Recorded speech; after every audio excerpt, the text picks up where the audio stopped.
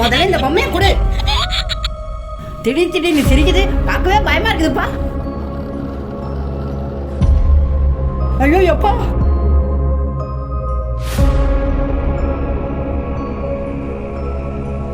Govinda Govinda.